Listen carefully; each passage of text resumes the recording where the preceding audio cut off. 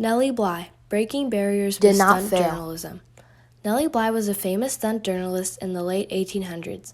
In her time, it was difficult for women to get journalism jobs. She became a successful journalist who set the precedent for stunt girls to be hired at other newspapers. Nellie Bly was born as Elizabeth Jane broke barriers for female journalists with little job opportunities, broke barriers in journalism by introducing a new style of stunt reporting, and helped improve women's rights. Nellie Bly was born as Elizabeth Jane Cochran in Cochran Mills, Pennsylvania, on May 5, 1864. When Elizabeth was only 6, her father died, causing her family to struggle financially. She couldn't afford to finish college. Elizabeth and her mother moved to Pittsburgh, and Elizabeth struggled to find work as a journalist. In 1885, she noticed an article written by the Pittsburgh Dispatch titled "What Girls Are Good For." In this article, the journalist expressed his opinion that girls were only good for giving birth and doing household chores. Elizabeth expressed her disagreement firmly in an article sent to the editor of the Pittsburgh Dispatch. She wrote, "If girls were boys, quickly would it be said, start them where they will, they can, if ambitious, win a name and fortune. How many wealthy and great men could be pointed out who started out in the depths? But where are all the many women?" Her bold statement explained that men got many more advantages in life than women. She also wrote about how women with the same job would be paid much less, even if they were better at the job. The editor thought her article was so well written that he published it and hired Elizabeth as a journalist for the Pittsburgh Dispatch. Elizabeth's first article as a Pittsburgh journalist was called "Our Workshop Girls." Elizabeth followed the lives of women working in factories and exposed the dangerous explosives and dirty surroundings in the factories. When she was denied access to the factories, she used stunt journalism and dressed up as a factory worker. Developed the pen name Nellie Bly after a Stephen Foster song. Bly's editor continued to only give her topics for the women's section of the paper. Bly wanted more, so she quit. She left a note for a columnist from the Dispatch saying, "Dear QO, I'm off for New York. Look out for me. Bly." In New York, Bly found it extremely hard to get a journalism job as a woman. After months of being in New York, she had little success. Bly talked her way past the guards of the New York World newspaper office and went to go confront the editor. The editor, John Cockerill, said he would talk to Joseph Pulitzer, the man who ran the New York World, about giving Nellie a job. It was one of the most prestigious and successful newspapers in the country. In September of 1887, Joseph Pulitzer hired Bly. Bly was presented with the difficult task of feigning insanity. She would be an undercover reporter to find out more about Blackwell's Island. Blackwell's Island was a lunatic asylum, which no one knew much about. She took on the character of Nellie Brown, an insane girl from Cuba. She got herself admitted by acting insane in a public house for working women. The police took her to court, and Judge Duffy decided she would be examined by doctors at Bellevue Hospital. Nellie discovered that the doctors at Bellevue were not always careful in deeming people insane. Bly saw a sane woman be sent away without being tested properly. The patients were examined again on the island, but the doctors and nurses were careless and distracted. A woman spoke German, but the doctors sent her away without trying to understand her. At Blackwell's Island, the nurses were rude and abusive. The bathwater was frigid and not washed, and Nellie Bly had to strip off her clothes in front of inmates. She was bathed brutally and felt like she was drowning. A patient died because the nurses beat her. The nurses injected too much morphine and chloral, so it made the patients insane. On her 10th day, a lawyer sent by the New York World came to the island and claimed that friends were willing to take care of Bly. When she returned to New York, she exposed Blackwell's Island. The New York World released 10 Days in a Madhouse, which is a collection of Nellie Bly's works on her experiences on the island. The story was a success. Nellie Bly was in headlines seen by men and women and established a permanent position at the New York World under Pulitzer. Bly broke down the barriers of Blackwell's Island with her stunt journalism. Other reporters like Charles Dickens visited the island in a normal fashion and were not able to discover the horrors that Nellie did uncover. She testified at the grand jury, and the head of corrections and charities, Charles Simmons, went to inspect the island with Abraham Hewitt, the mayor of New York City. Nellie Bly joined the tour and saw that the conditions at Blackwell's were much improved. The city of New York gave $1 million every year for the mentally ill because of Bly. Nellie Bly did more stunt journalism for the New York World after this. Tracy Lucht, a journalism professor at Iowa State University, says she introduced a new genre for women. This trend would influence women at other newspapers.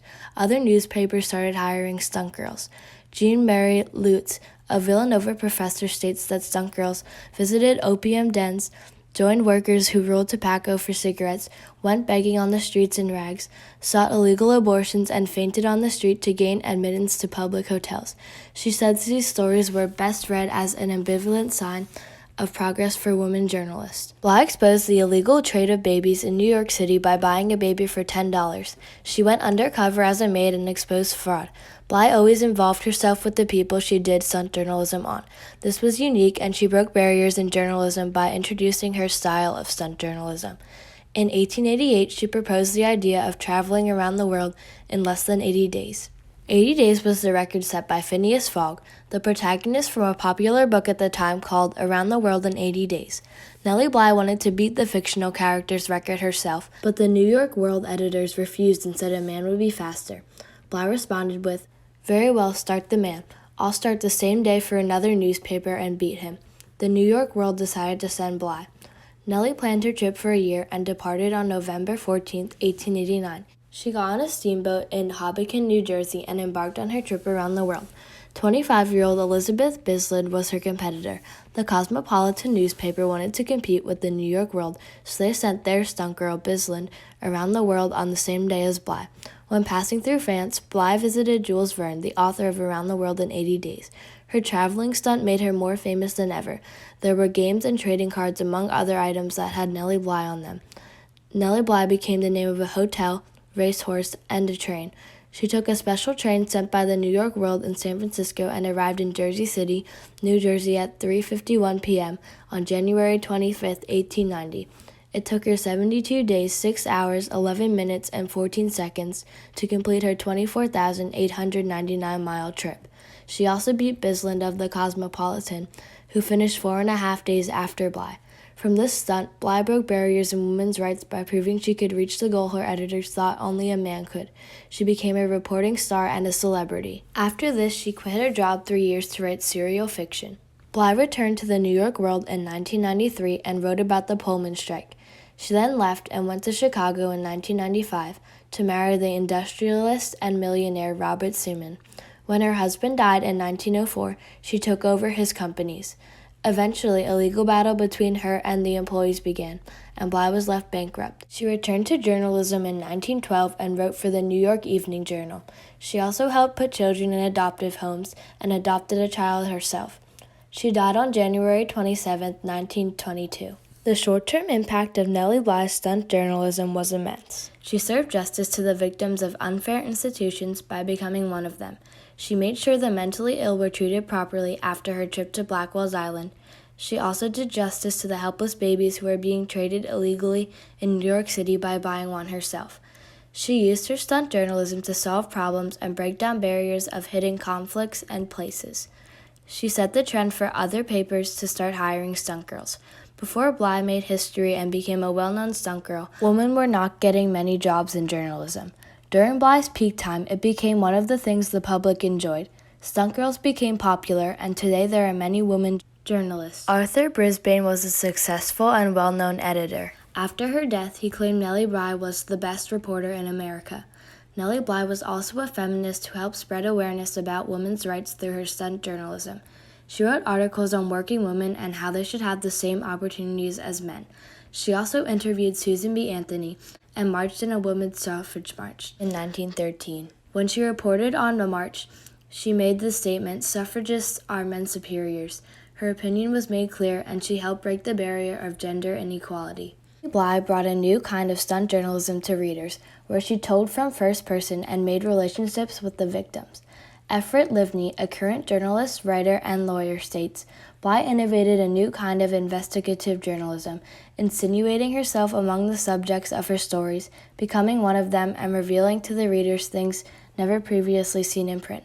Tracy Lucht, a journalist professor, says, "What's noteworthy about Nellie Bly's writing is that she makes herself a central character in the story."